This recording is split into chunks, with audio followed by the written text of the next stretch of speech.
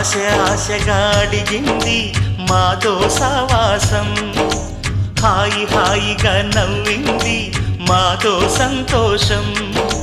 మధురమైన మమకారం మా ఇంటి పేరు అంటే, మనసు మీటు అనురాగం మా మాట తీరు అంటే, బతుకంటే ఎంత బాగుంటుందా అనుకోదా లోకం.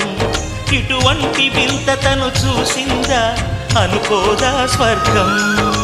సరే పమాగరే సరే సరే సా. ఆశ ఆశగా అడిగింది మాతో సావాసం, హాయి హాయిగా నవ్వింది మాతో సంతోషం.